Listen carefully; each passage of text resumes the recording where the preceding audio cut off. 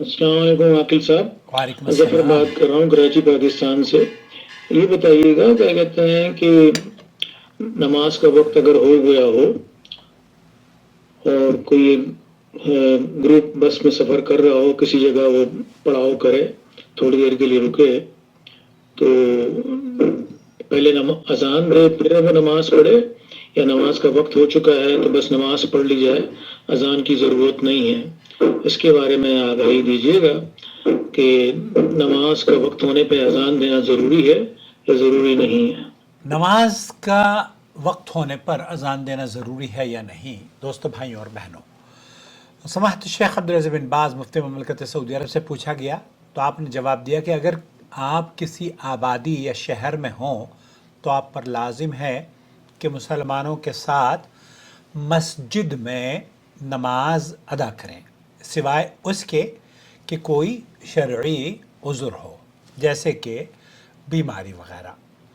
और जो शख्स किसी शरई उज़्र की बिना पर घर में नमाज पढ़ ले तो अहले शहर की अज़ान उसके लिए काफ़ी हो जाएगी, अलबत्ता उसके लिए इक़ामत कहना मशरूअ है।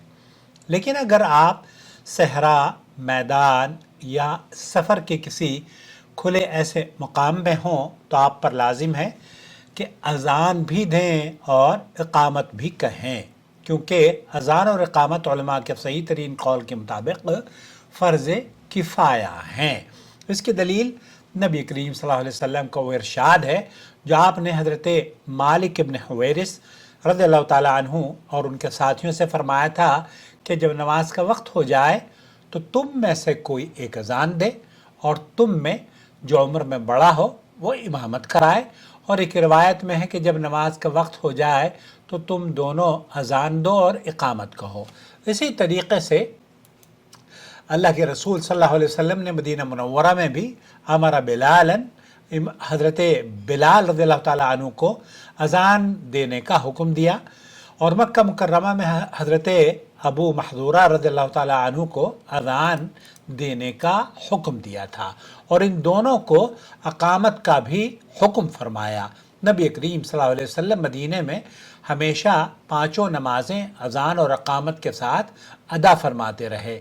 ये सब इस बात की वाज़ेह दलील है कि अज़ान और अकामत की बड़ी अहमियत है, और नबी करीम सल्लल्लाहु अलैहि वसल्लम का ये फरमान कि नमाज उसी तरह से पढ़ो जैसे तुमने मुझे पढ़ते हुए देखा है। तो रही ये बात कि सहरा में नमाज के वक्त के आगाज़ में अज़ान दी जाए या आखिर में, तो इसमें शरीयत ने वुसअत रखी है।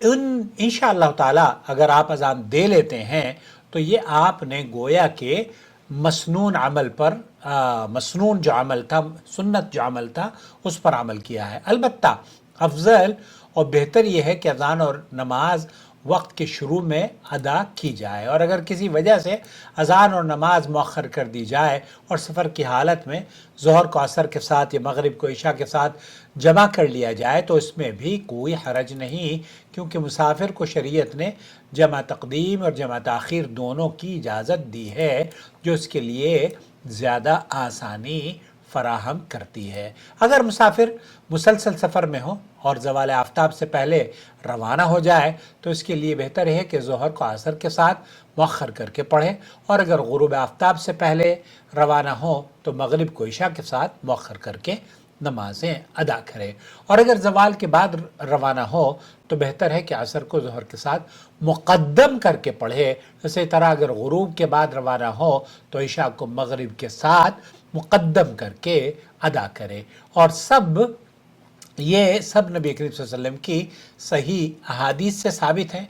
आप अलैहिस्सलातु वस्सलाम के बारे में अल्लाह रब्बुल आलमीन ने फरमाया है, लक़द कान लकुम फ़ी रसूलिल्लाहि उस्वतुन हसना, यकीनन तुम्हारे लिए रसूल अकरम सल्लल्लाहु अलैहि वसल्लम की ज़ात अक़दस में बेहतरीन नमूना है। और नबी करीम सल्लल्लाहु अलैहि वसल्लम ने फरमाया, सल्लु कमा रअयतुमूनी उसल्ली। तो ये दोनों आपके सवालों के जवाबात आपकी खिदमत में मैंने पेश कर दिए हैं। उम्मीद है कि इस वीडियो को देखने के बाद आप अपने हल्के में शेयर भी करेंगे, और रमज़ान के सवालात अगर आपके जहन में या किसी बहन भाई के पास हों तो हमें इस नंबर पर पोस्ट कर दें। सवाल 00966 504 686317। یہاں ایک بات پھر میں آپ کی خدمت میں عرض کر دینا چاہتا ہوں کہ چینل کی ویڈیوز سعودی عرب کے کبار علماء اور مشائخ کے فتح وجات اردو زبان میں، آسان زبان میں ہم لے کر آپ کی خدمت میں حاضر ہوتے ہیں۔ سوشل میڈیا پر ایک فیشن بن گیا ہے کہ جناب نور ٹی وی چینل پر ان مسائل کا تذکرہ کیا جاتا ہے، ہم صرف ترجمہ کرتے ہیں۔ اگر آپ کو تنقید کرنی ہے تو ان مفتیان کرام پر کیجیے نا جن کا فتویٰ ہم نے نقل کیا ہے۔ اب اس فتوے سے اگر آپ کو کوئی اعتراض ہو تو آپ اپنا اعتراض ضرور درج کروائیں کہ ہاں شیخ عبدالعزیز بن باز نے اس فتوے میں یہ بات غلط کہی ہے۔ لیکن اگر آپ یہ کہیں گے نہیں جناب محمد عاقل صاحب آپ کو ایسا نہیں کرنا چاہیے تھا، کیوں؟ اس لیے کہ محمد عاقل صاحب بہت سارے لوگوں میں کھٹک رہے ہیں اور ان کو ہضم نہیں ہوتا ہے کہ لوگ سعودی عرب کے علماء اور مشائخ کے فتح وجات آسان گھر بیٹھے حاصل کر لیں۔ وہ یہ چاہتے ہیں کہ لوگ دھکے کھا کھا کے ان کے پاس جاتے رہیں اور وہ ان کو ٹرخاتے رہیں اور ان کے سوالوں کے جواب نہ دیں۔ ہمارے چینل پہ تو جواب آپ کو یوں مل جاتا ہے۔ کیا خیال ہے؟